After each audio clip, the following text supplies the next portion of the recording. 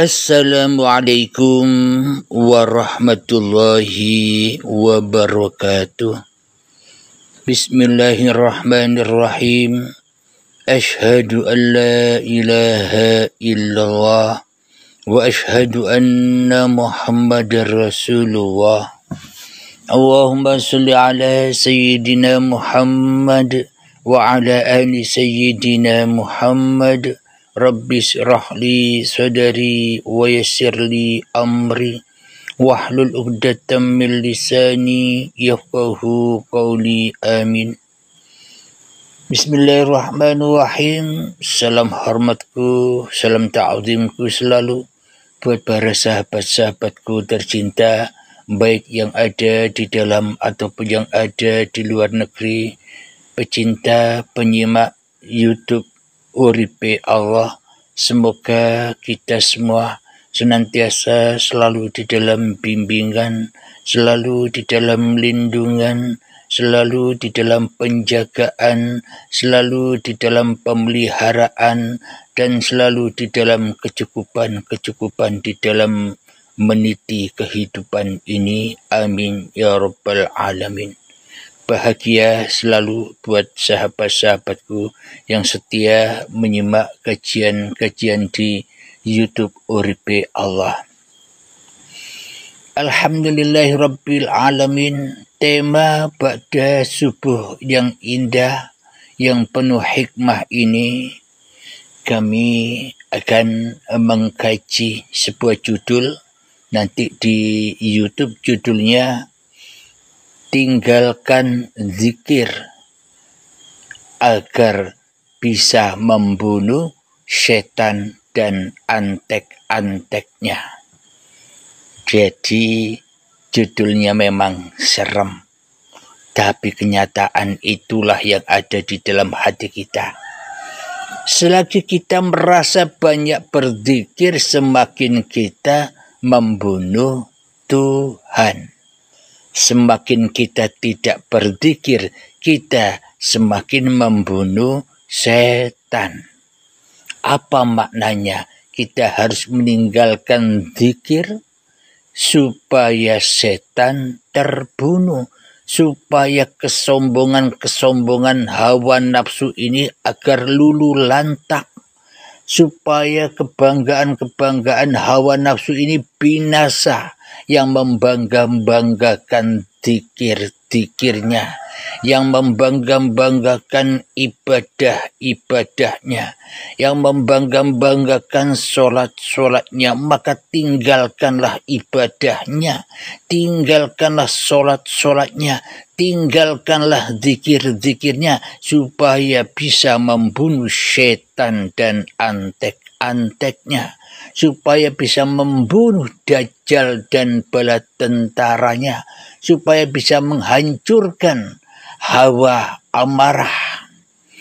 Jadi wajib tinggalkan zikir, wajib tinggalkan sholat, wajib tinggalkan ibadah, supaya tidak jadi Tuhan di dalam dada ini. Kita selama ini kan jadi Tuhan tuh, tapi tidak terasa. Kita lebih pro kepada setan dengan zikir-zikir kita. Kita lebih pro kepada setan dengan ibadah-ibadah kita. Kita selama ini lebih pro kepada iblis dengan solat-solat kita. Selama ini, karena semua itu kita persembahkan, kita haturkan kepada setan. Zikirnya untuk setan, ibadahnya untuk setan, sholatnya untuk setan, berbuat baiknya untuk setan, dan semuanya untuk diabdikan atau untuk pemuas hawa nafsunya sendiri-sendiri. Maka dengan banyak zikir, banyak ibadah, banyak sholat, banyak kebaikan, maka ya tambah jadi setan. yang mana inna syaitana lakum aduwwum mubin. Sesungguhnya setan itu adalah musuh yang nyata bagimu. Siapakah setan itu? Setan itulah yang kita bangga-banggakan selama ini, yang merasa bisa berzikir. Setan itulah yang kita bangga-banggakan selama ini, yang merasa bisa sholat. Setan itulah yang kita bangga-banggakan selama ini, yang merasa bisa bersujud, bisa menyembah, bisa berbuat baik. Ya, itu semua setan. Tambah dengan ibadah sholat, dengan kebaikannya, dengan kebanggaannya, malah tambah membawa kayu bakar yang akan membakar hatinya masing-masing. Naroka, nar, api yang di dalam dada. Semakin banyak Anda berzikir, semakin Anda banyak ibadah, semakin banyak Anda sholat, semakin Anda banyak berbuat baik, semakin dalam neraka Anda. Semakin membara pembakaran yang ada di dalam hatiku dan hati kita semua. Karena kita selama ini merasa jadi Al-Malik, jadi malaikat Malik, jadi penjaga neraka, kemelekatan yang ada pada diri kita, kemelekatan, keberadaan, kewujudan, kehidupan, kekuasaan diri kita, kemelekatan, kepemilikan badan ini, kemelekatan, kepemilikan, kekuasaan, aktivitas yang kita kerjakan, kemelekatan harta, kemelekatan tahta, kemelekatan wanita. Semua itu kayu bakar yang siap membakar hatinya manusia. Itulah naroka. Jadi neraka saat ini sudah dihuni oleh manusia, bukan besok, Mas Bro.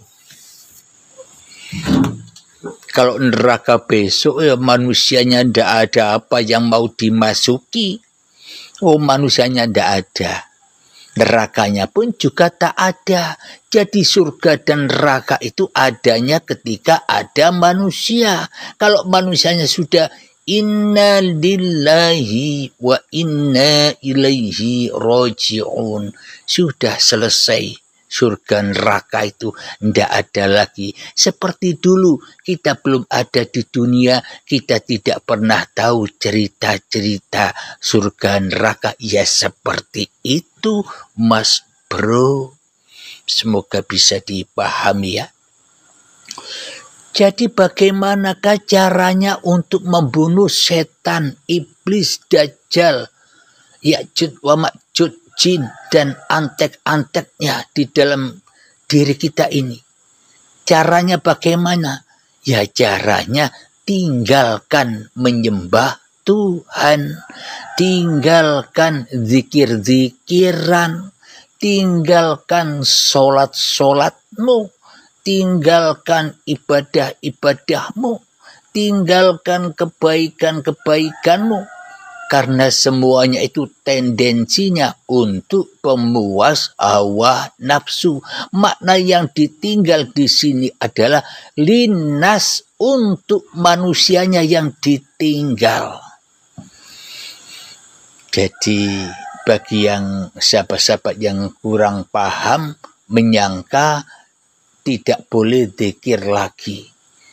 Bagi sahabat-sahabat yang belum paham, menyangka tidak sholat seperti sholat 5 waktu lagi. Menurut sahabat-sahabat yang kurang paham mungkin memahami agar tidak beribadah lagi. Tidak apa-apa, itu sebuah proses.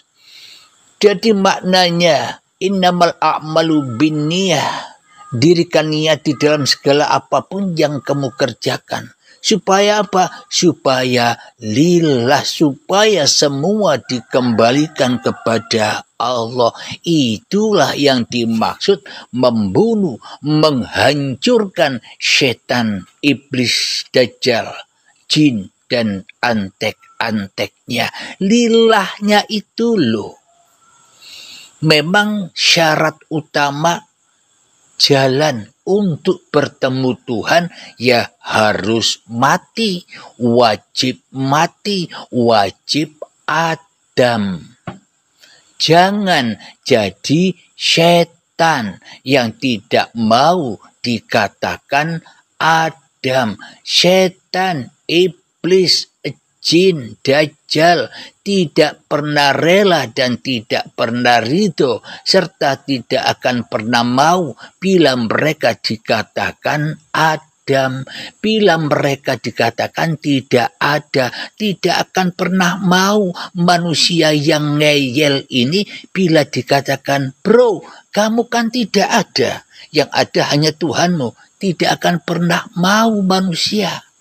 Kenapa? Karena manusia sudah terlalu lama menjadi rajanya setan. Manusia terlalu lama sudah menjadi rajanya iblis. Manusia sudah terlalu lama menjadi rajanya dajjal. Di keningnya, di otaknya, di hatinya ada tulisan kafaro, kufur. Kenapa kok dikatakan kufur? Karena yang wujud, yang hidup, yang nyata, yang merasa bisa berzikir, yang merasa bisa sholat, yang merasa bisa ibadah, yang merasa bisa kaya, yang merasa bisa beraktivitas, masih yang kufur, masih manusianya. Inilah dikatakan raja setan, raja iblis itu, yakni manusia yang masih merasa ada, manusia yang masih merasa wujud, Allahnya diadamkan, Allahnya ditiadakan. Silakan sambil menyimak, bantu tap-tapnya untuk dukungan supaya kajian atau supaya channel ini bisa menyebar ke seluruh dunia. Silakan bantu tap-tapnya. Tap-tap layarnya agar tidak ngantuk. Alhamdulillahirabbil alamin. Jadi dengan meninggalkan zikir, dengan meninggalkan sholat, dengan meninggalkan ibadah, dengan meninggalkan kebaikan, itulah cara membunuh setan.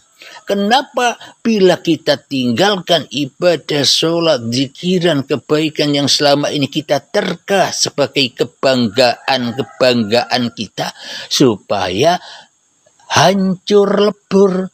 Kenapa? Karena itu raja dan kerajaan setan yang ada di dalam dada kita. Karena setan menipu kita dengan ibadah, dengan sholat, dengan zikir, kita malah tambah merasa akbar, kita malah merasa tambah agung, kita merasa tambah mulia. Maka hakikatnya dengan zikir, dengan sholat, dengan ibadah, dengan kebaikan yang kita lakukan malah tambah jauh dari Tuhan. Kenapa? Karena kita sudah jadi Tuhan. Allahnya, Tuhannya gaib. Kenapa kok Allah gaib? Kenapa kok Tuhan gaib tak terlihat? Karena kita ingin dikenal. Karena hawa nafsu ini ingin dikenal. Bila Allahnya wujud, kalah hawa nafsu ini. Bila Allahnya nyata, kalah manusia pamornya dengan Tuhan. Maka dari itu, dengan zikir, dengan ibadah, dengan sholat, manusia tambah melambung tinggi harga dirinya. Ingin dimuliakan orang, ingin dihormati orang, ingin dikagumi orang. Ya itulah raja iblis itu. Apa yang dilakukan semuanya hanyalah untuk kepuasan hawa nafsunya sendiri. Jadi cara untuk membunuh, melululantakkan iblis, setan, dajjal, dan antek-anteknya supaya kita tidak diperbudak lagi oleh mereka, supaya kita tidak ditipu dengan muslihatnya mereka. Caranya satu, tinggalkan zikir, tinggalkan sholat, tinggalkan ibadah, tinggalkan kebaikan. Maknanya apa? Semua itu zikir, sholat, ibadah, kebaikan. Sebenarnya kita tak bisa melakukan itu semua.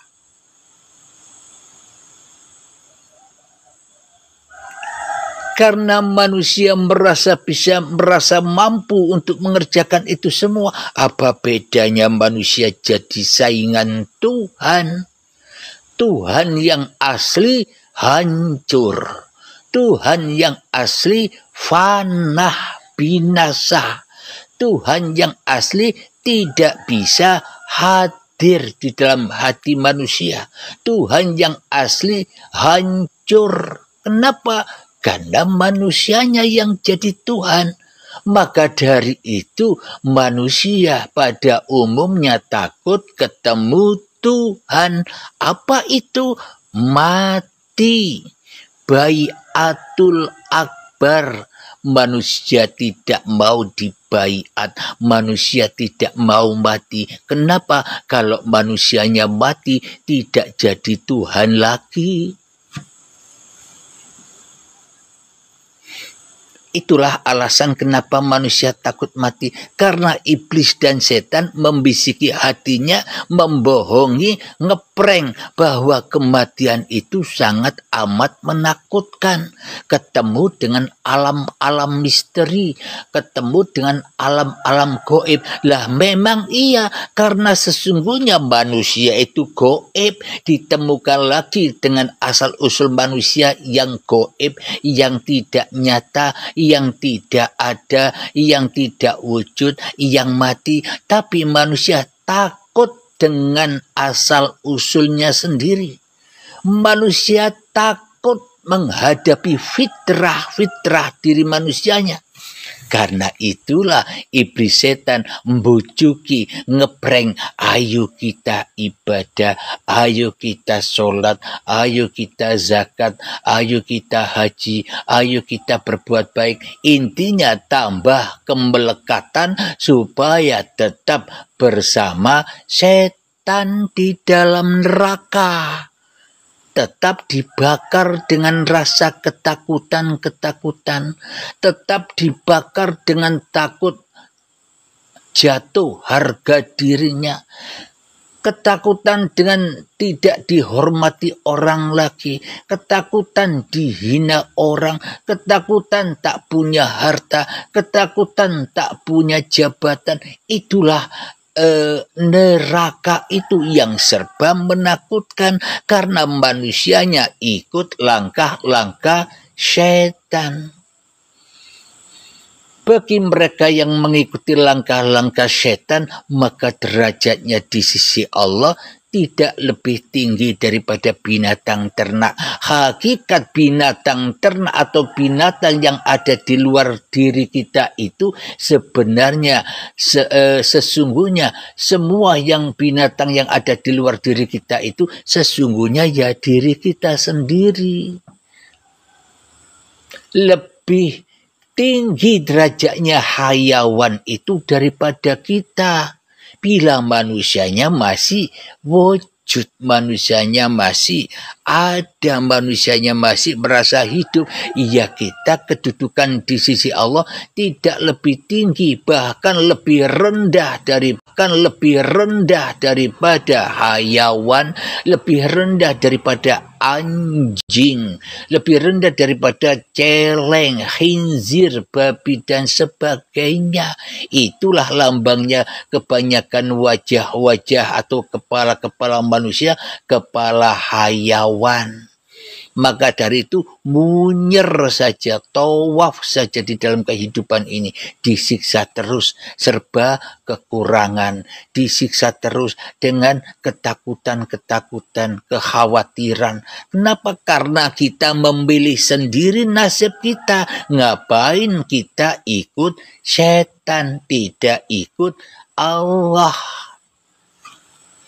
Bila ikut Allah, bila berani mati, maka bila Anda sudah tahu hakikat kematian, itu indah, bahagia, enjoy saja, diatur langsung oleh Allah, dimakani langsung oleh Allah, diminumi langsung dengan Allah, didaya upayakan langsung dengan Allah, diaktivitaskan langsung dengan Allah, disolatkan dengan Allah, diibadahkan dengan Allah, diaktivitaskan dengan Allah, naik mobil dengan Allah, naik sepeda motor dengan Allah, bekerja dengan Allah, merokok dengan Allah, ngopi dengan Allah, ayo kopinya, diminum kopinya.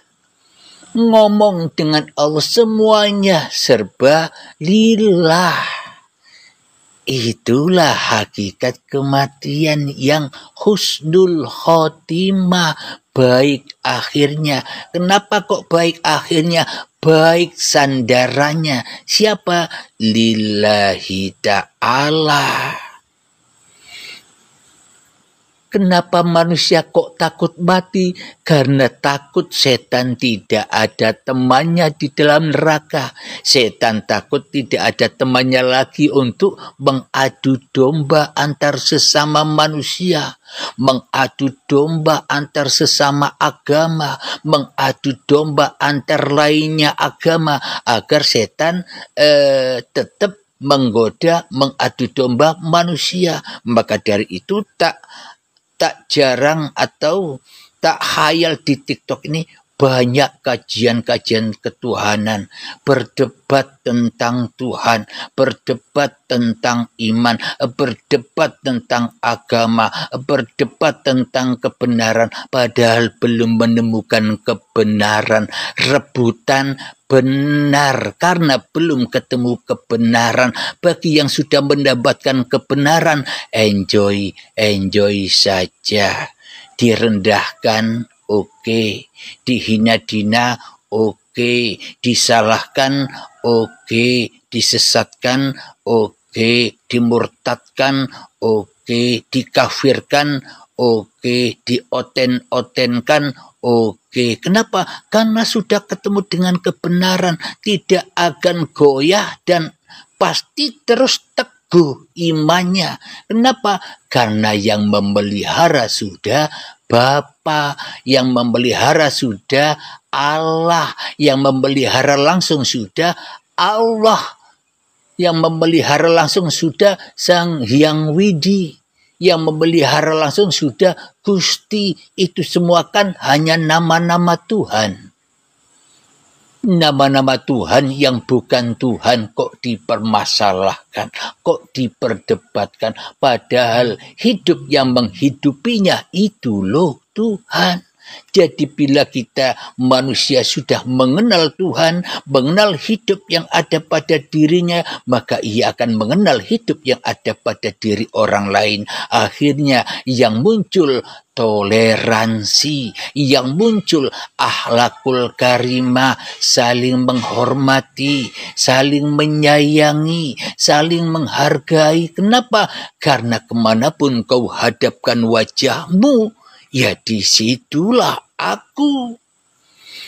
Karena yang ada hanya Tuhan di alam semesta ini, bagaimana mungkin Tuhan bertengkar? Mana ada Tuhannya orang yang satu dengan orang yang lain berbeda? Yang mengatakan begitu karena kepahaman masing-masing manusianya yang berbeda. Karena manusia sudah menjadi hantu-hantu sendiri, seolah-olah Tuhannya itu dewe-dewe. Yang Kristen Tuhannya sendiri, yang Islam Tuhannya sendiri, yang Nasrani Tuhannya sendiri-sendiri, yang Yahudi Tuhannya sendiri-sendiri, yang Hindu, Buddha, Konghucu Tuhannya sendiri-sendiri. Coba buktikan secara nyata, logika. Bila Tuhan itu banyak, maka bentuknya manusia beda-beda. Ada yang lonjong-lonjong, ada yang kotak-kotak, ada yang bulat-bulat. Kalau Tuhannya banyak, perang terus. Kalau Tuhannya banyak. Kenapa manusia suka berdebat, suka peperangan? Karena menganggap Tuhan itu banyak. Manusia terpenjara dengan aturan-aturan dogma-dogma, doktrin-doktrin agamanya. Maka selama manusia masih mengikuti aturan-aturan agamanya, mabuk agama, selamanya tak akan pernah merdeka, tak akan pernah bebas dari perbudakan-perbudakan agama. Disitulah tempatnya setan menjerat, sehingga kita merasa membedakan antara agamaku dan agama mereka beda. Itulah langkah-langkah setan untuk apa? Supaya manusia saling membenci, supaya manusia saling bermusuhan. Berarti orang yang bersuka berdebat itu berarti siapa? Jawab sendiri. Karena hatinya belum enjoy, hatinya masih terbakar. Mendengar omongan sedikit, terbakar. Dihina, dilecehkan sedikit, terbakar. Kepo, hati yang kepo, hatinya setan.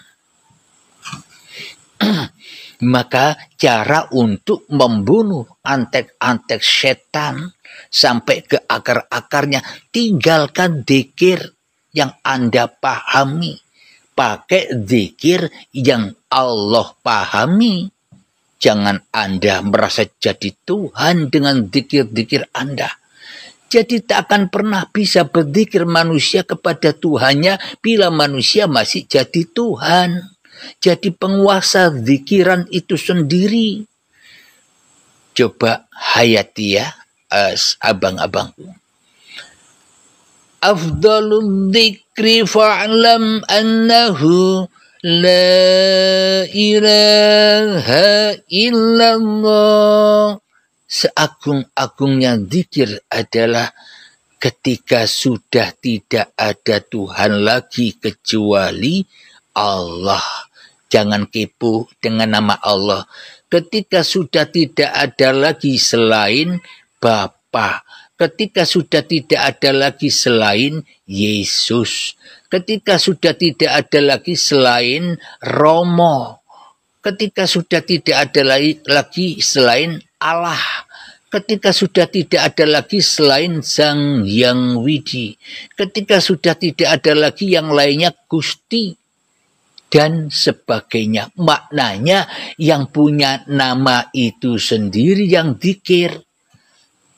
Allah berzikir atau Allah lebih ingat kepada dirinya sendiri daripada selain Allah.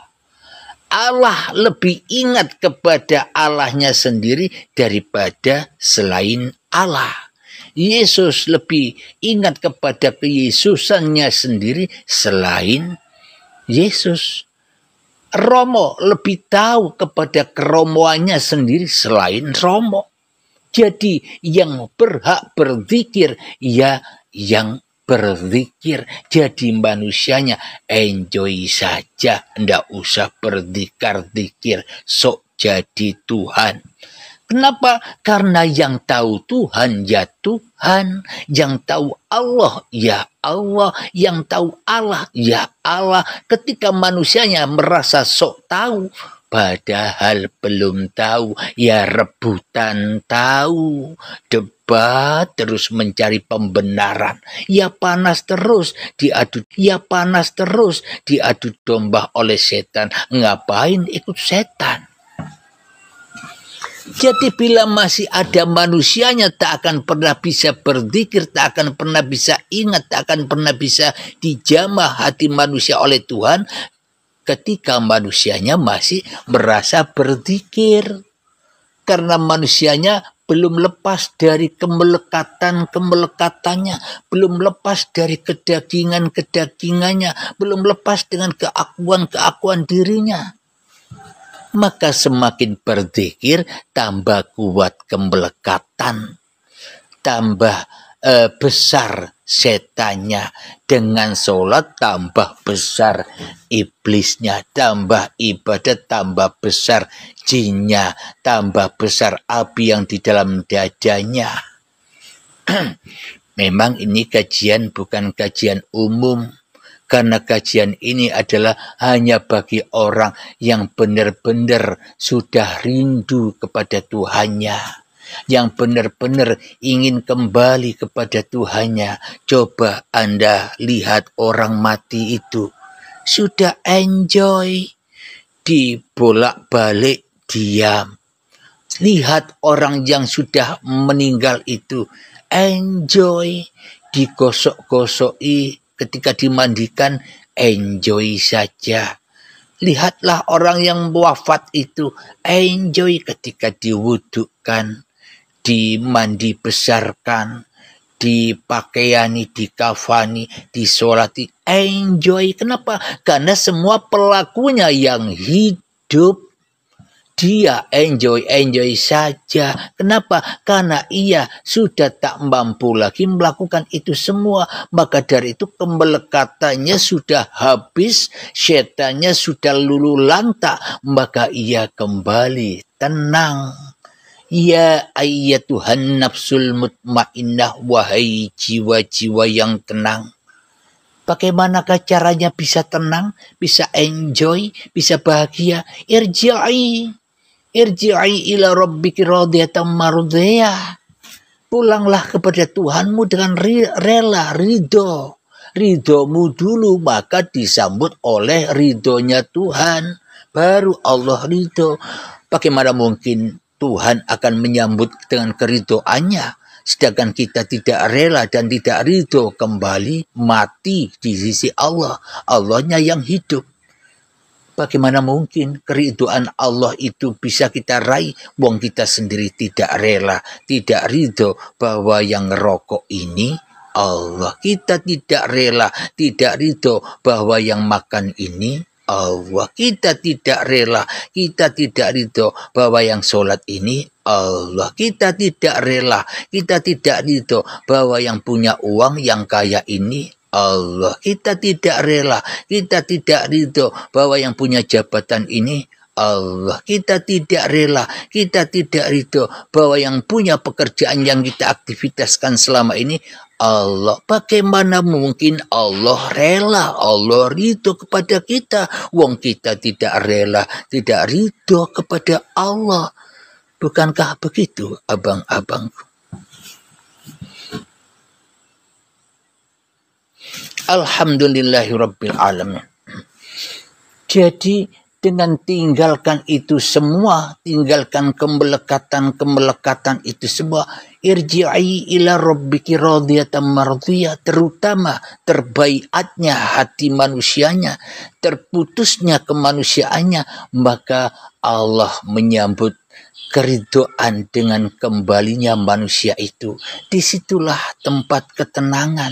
Sudah tak merasa bisa ngapa-ngapain lagi, apalagi merasa berzikir. Yang berhak berzikir kepada manusia, ya Allah, bukan manusia yang berzikir untuk Allah. Allah lah yang berzikir kepada manusia. Apa buktinya? Kita selama ini wujud itu zikir. zikrullah. Kita selama ini hidup itu zikrullah. Kita selama ini bisa beraktivitas itu semua zikrullah. Kita bisa makan minum itulah zikrullah. Kita bisa merokok ngopi zikrullah, bisa sholat ibadah zikrullah. Tapi kita selama ini buta mata hatinya, masih jadi dajjal, seolah-olah Allah itu tidak ada. Yang ada, yang hadir, yang wujud, yang hidup masih dajjalnya. Ya buta mata hatinya, tidak bisa pulang. Di dalam Al-Quran, man kana fi hadhihi a'ma fahuwa fil akhirati a'ma wa adallu sabila. Barang siapa di dunia ini saja buta mata hatinya, apalagi di akhirat, maka semakin buta mata hatinya dan tersesat-sesat jalannya.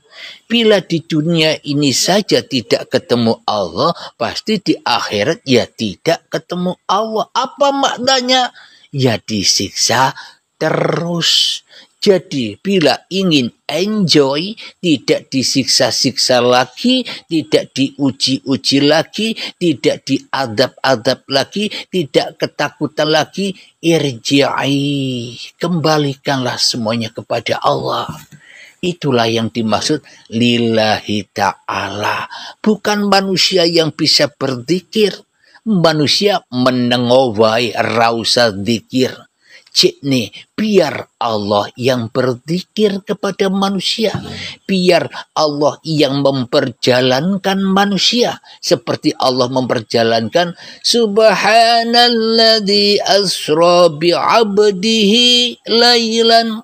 Maha suci Allah yang memperjalankan dalam kurung Muhammad. Padahal bukan Muhammad saja yang diperjalankan. Bi'abdihi, seluruh manusia itu diperjalankan. Itulah yang dimaksud Allah berzikir kepada manusia. Allah Isra Mi'raj kepada manusia. Bukan kita yang bisa Isra Mi'raj, bro. Bukan Nabi Muhammad yang bisa Isra Mi'raj, bro. Nabi Muhammad kita semua hanya bisa di-Isra Mi'rajkan Allah, dizikirkan Allah, disolatkan Allah, dingomongkan Allah. Itulah cara agar kita bisa bunuh setan alias bunuh diri. Katanya Nabi Musa, ketimbang kau menyembah patung sapi, ketimbang engkau menyembah dirimu, lebih baik bunuhlah dirimu. Itu lebih mulia kedudukanmu di sisi Tuhanmu. Supaya apa? Supaya tidak jadi lembu lagi. Maka dari itu, untuk terbaiat hatinya, terbaiat lembunya, harus dikorbankan lembunya seharga lembu. Supaya hidupnya tenang, damai, enjoy, bahagia. Supaya tidak nyembah lembu lagi. Supaya terbang bebas menuju Allah. Allah yang memperjalankan. Allah yang mencukupi. Jadi orang kaya raya. Sudah tak ingin apa-apa lagi. Kenapa? Karena Allah lebih tahu apa yang diinginkan oleh ciptaan-ciptaannya. Jadi kita enjoy saja.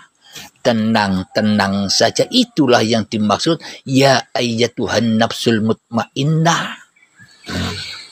Kemudian kalau hatinya sudah enjoy, sudah tenang, sudah bahagia, gembira selalu di dalam kehidupan ini, fadkhuli fi ibadi.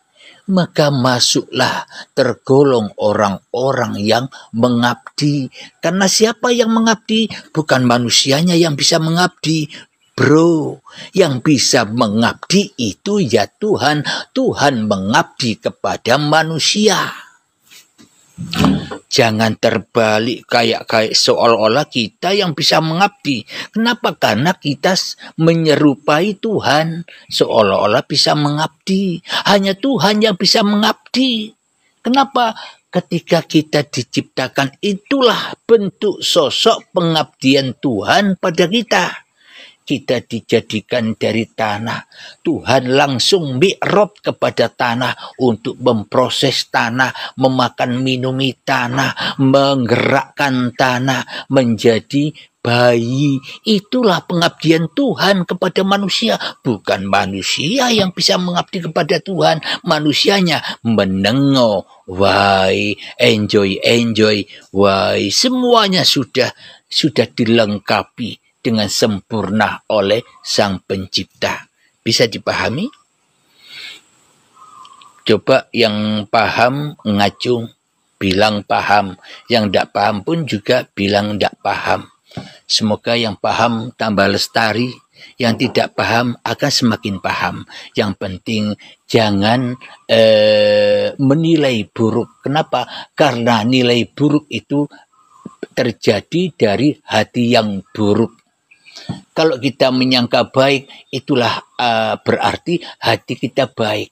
Kalau kita menilai kepada orang lain, keluar diri kita keburukan, pasti ada masalah dengan yang menilai itu. Ya buruk, keluarnya buruk. Yang baik, ya keluarnya baik.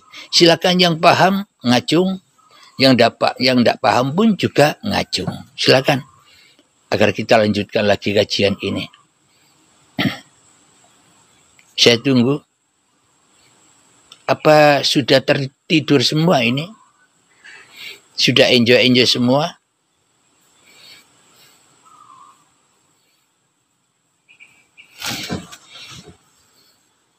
Alhamdulillah, kita lanjutkan. Kalau sudah tidak ada, berarti sudah paham semua, sudah tenggelam di dalam keenjoyan. Kita lanjutkan. Ketika Tuhan mengabdi manusia, maka wadkhuli jannati, maka dimasukkanlah ke dalam surganya Allah. Apa? Rahmatan lil alamin, keridhaan Allah, ketenangan hati, keenjoyan hati, kegembiraan hati. Ya itulah surganya Allah. Bukan seperti surga-surga hayalan yang kita hayal-hayalkan. Itu surganya setan, itu surganya dajjal. Surga hayalan yang penuh dengan kenikmatan-kenikmatan manusia. Kenapa? Karena di dunia ini manusia tidak puas dengan kenikmatan yang didapatnya. Kenapa? Karena manusia memilih setan sebagai yang dianutnya. Sehingga ia merasa kurang, merasa miskin, merasa rendah, merasa terhina. Ya itulah karena manusia tidak pandai bersyukur. La in syakartum la azidannakum wa la in kafartum inna adabi lasyadid. Barang siapa yang pandai bersyukur, maka ia akan nikmat bertambah nikmatnya. Semakin bertambah, semakin banyak nikmatnya, tenangnya, enjoynya. Kenapa? Karena ia sudah tahu bahwa dirinya diayomi, dijaga, dipelihara, dicukupi Tuhan, diabdi oleh Tuhan. Tuhan yang mengabdi kepada kita, bukan kita yang mengabdi kepada Tuhan. Kebalik. Konsep-konsep manusia selama ini kebalik. Memang Tuhan maha indah, maha sempurna, bisa sembunyi di balik manusianya seperti kacang sembunyi. Kacangnya tidak kelihatan, yang kelihatan tepungnya. Bila tak ada Allah, ya tak ada kita. Adanya kita, inilah bukti nyata adanya Allah. Jadi ketika manusia hatinya sudah tenang, tentram, maka manusia sudah lepas bebas dari hukum-hukum kemanusiaannya. Yang ada hanyalah hukum Tuhan saja. Enjoy, wenang, sakarpe dewe. Alhamdulillah. Sakarpe dewenya siapa? Dewenya Allah. Tidak ada dewenya manusia. Karena al-insanu sirriu anasiruhu, manusia rahasia Tuhan. Sebenarnya tidak ada manusia itu. Alhamdulillah. Semoga saya khususnya dan semoga kita semua senantiasa selalu di dalam lindungan Allah, dipahamkan oleh Allah. Amin ya rabbal alamin. Sebelum saya adakan tanya jawab, saya akhiri dulu kajian di Ba'da Subuh yang indah, cerah, penuh kenikmatan ini. Akhirul kalam, assalamualaikum warahmatullahi wabarakatuh.